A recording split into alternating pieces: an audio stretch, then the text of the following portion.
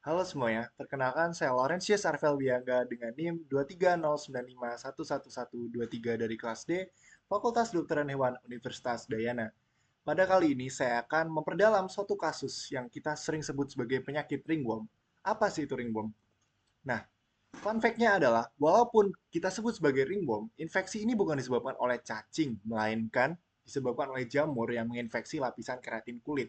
Nah, penyakit ringworm sendiri atau dermatofitosis adalah penyakit jamur superficial yang menyerang bagian permukaan tubuh seperti kulit, rambut, bulu, dan juga tanduk. Nah, kenapa sih keempat bagian tubuh ini aja?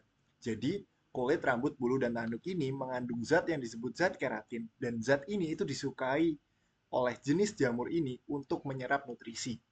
Nah, penyakit ini bisa menular dari hewan ke manusia. Oleh karena itu, penyakit ringworm adalah penyakit zoonosis yang dapat mengakibatkan kerontokan bulu, rambut, kemudian menyebabkan kulit menjadi bersisik, mengalami pembekakan, bahkan mengalami kemerahan dan gatal-gatal. Nah, untuk ringworm sendiri itu lebih sering ditemukan pada kucing dengan sistem kekebalan tubuh yang lemah. Jadi untuk kucing yang imunnya lemah itu akan mudah terserang oleh ringworm. Dan pada kasus kali ini yang akan saya ambil adalah berfokus pada kucing sesuai dengan temuan klinis yang saya temukan. Nah, spora jamur yang menyebabkan ringworm dapat bertahan hidup di lingkungan hingga 18 bulan dan meningkatkan resiko penyebaran infeksi dari ringworm ini sendiri. Spora ini mudah menular dari kucing ke kucing lainnya melalui kontak langsung atau bisa jadi dengan tidak langsung. Caranya adalah dengan benda-benda yang terkontaminasi, misalkan sharing tempat tidur atau misalkan sharing alat perawatan seperti sisir, alat-alat grooming dan lain sebagainya. Itu bisa menularkan dari ringworm ini sendiri. Kemudian jika kita bahas dari segi patologisnya, bisa kita sebut dermatofita atau jamurnya. Jamur dermatofita ini menginfeksi lapisan superficial kulit dan folikel rambut menggunakan keratin sebagai sumber nutrisinya. Infeksi ini menyebabkan peradangan lokal di kulit yang terinfeksi oleh dermatofita tersebut. Nah, kapang atau dermatofita penyebab penyakit yang sering menular dari hewan ke manusia diantaranya ada mikrosporum, kemudian trichofiton, dan juga epidermofiton. Nah, kalau pada kucing sendiri, yang kasus kita fokuskan kali ini, jenis Mycosporum canis adalah agen penyebab yang paling umum pada kucing. Nah, infeksi ini dimulai dari kulit luar, merusak lapisan epidermis dan folikel rambut, mengganggu pertumbuhan rambut, dan juga menyebabkan rambut mudah patah. Nah, pada kali ini kasus temuan klinisnya adalah pada kucing saya sendiri yang terinfeksi. Dan ini bisa dilihat ditemukan lesi pada kulit seperti lecet-lecet pada kulit terutama di bagian kepala, telinga dan juga ada di bagian kakinya. Nah, eh, lesi atau lecet ini bersisik sifatnya dan kemudian dia cirinya kemerahan dan gatal-gatal. Kucingnya ini mengalami gatal-gatal. Pada beberapa kasus kucing juga mengalami kebotakan parsial seperti dilihat ini sudah mulai rontok bulunya di sekitar telinga, kemudian di sekitar dahi, di sekitar di atas mata. Nah, seperti apa sih mekanisme infeksinya? Nah, infeksi ini terjadi ketika spora jamur dari lingkungan atau dari hewan lain ini masuk ke kulit kucing yang terluka atau rusak. Jadi, seperti yang saya bilang tadi, kondisi imun tubuh yang lemah dari kucing ini akan meningkatkan resiko untuk tertularnya, terinfeksinya kucing. Nah, apalagi dengan kondisi kulit yang sudah terluka atau rusak. Itu spora akan masuk dari lingkungan ataupun dari hewan lain masuk ke kulit kucing yang sudah terluka atau rusak.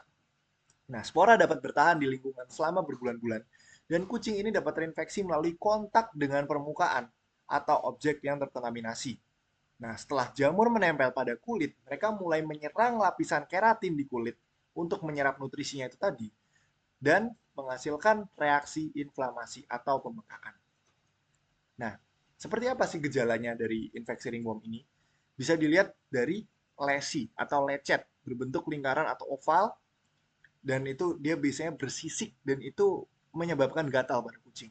Kemudian kerontokan rambut seperti yang dilihat di bawah mata di sini pada kucing saya itu akan ada kerontokan rambut pada daerah yang terkena. Kemudian kulitnya merah, kemudian bersisik jadi kasar, atau bisa jadi muncul kerak, itu seperti yang bisa dilihat di sini. Dan biasanya secara fisik kucing itu sering terlihat dia itu menggaruk atau menjilati area-area tersebut. Dan beberapa kucing yang bisa menjadi pembawa tanpa menunjukkan gejala atau kita sebut carrier asymptomatic.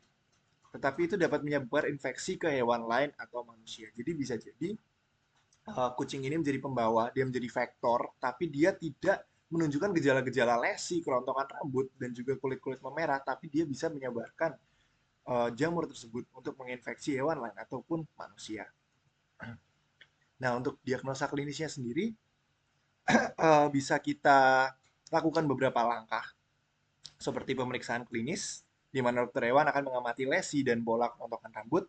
Kemudian juga bisa menggunakan lampu wood, di mana lampu wood ini teknisnya adalah menggunakan sinar ultraviolet yang digunakan untuk mendeteksi mikrosporum canis yang akan bersinar hijau di bawah sinar ini. Kemudian ada kultur jamur, di mana sampel rambut atau kulit ini dapat diambil untuk dikultur di laboratorium, gunanya untuk identifikasi jamur penyebab infeksi itu. Dan terakhir bisa menggunakan trikogram. Trikogram sendiri adalah pemeriksaan mikroskopis dari rambut yang terinfeksi. Juga dapat membantu mendeteksi spora jamur. Nah, gimana lalu cara kita bisa mencegah? Nah, pertama pastinya ada menghindari kontak antara kucing yang terinfeksi dengan hewan yang sehat, serta lakukan isolasi untuk kucing yang terinfeksi selama masa pengobatan supaya dia uh, ada batasan dengan hewan-hewan yang sehat, supaya mereka tidak ada kontak fisik. Kemudian bisa kita melakukan disinfeksi lingkungan secara rutin dengan menggunakan produk anti jamur untuk membersihkan tempat tidur atau mungkin alat perawatan dan area yang sering dikunjungi kucing yang terinfeksi. Kemudian kita bisa membersihkan tangan, kita mencuci tangan dan alat-alat yang kita pakai setelah menangani kucing yang terinfeksi. Kemudian penting juga untuk pemeliharaan kebersihan yang baik, terutama untuk kucing yang berambut panjang, karena dia itu lebih rentan. Semakin panjang rambutnya, itu semakin tebal dan semakin banyak keratin yang akan memancing spora tersebut untuk tumbuh. Nah, kalau misalkan sudah terkena, bagaimana mengobatinya? Ada beberapa opsi. Pertama, kita bisa menggunakan anti jamur tropikal. Itu contohnya kita bisa menggunakan krim atau salep yang mengandung anti jamur seperti miconazole dan clotrimazole. Dapat diaplikasikan pada lesi yang eh, disebabkan oleh infeksi dari kucing tersebut. Kemudian anti jamur oral. Pada kasus yang sudah lebih parah tingkatannya atau sudah lebih meluas, kita membutuhkan obat anti jamur oral seperti itraconazole atau glycofulvin yang dapat kita berikan. Kemudian kita bisa menggunakan sampo medis, di mana itu merupakan sampo anti jamur yang mengandung bahan seperti chlorhexidine dan kemudian miconazole yang sering digunakan untuk mencuci seluruh tubuh kucing untuk mengurangi penyebaran infeksi. Dan yang terakhir kita juga bisa untuk mengelola lingkungan kita dengan membersihkan dan mendisinfeksi lingkungan untuk menghilangkan spora jamur yang ada di sekitar rumah atau kandang sehingga infeksinya tidak menyebar luas.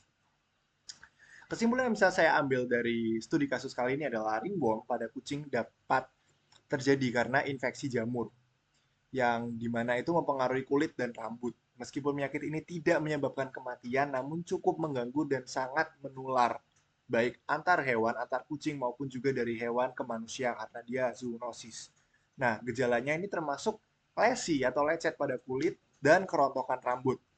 Kita bisa mendiagnosa dari penyakit ini menggunakan pemeriksaan klinis, lampu wood, dan juga kultur jamur. Sedangkan untuk pencegahan dan pengobatan itu melibatkan perawatan hewan yang terinfeksi serta kebersihan lingkungan. Dengan pengobatan yang tepat, infeksi ini dapat kita sembuhkan, namun penularan bisa diminimalkan juga dengan langkah-langkah pencegahan yang ketat juga. Nah, berikut adalah daftar pustaka yang saya gunakan yang memungkinkan saya untuk mendukung opini-opini yang saya utarakan dalam studi kasus kali ini. Sekian dari saya, kurang lebihnya saya mohon maaf. Saya ucapkan terima kasih.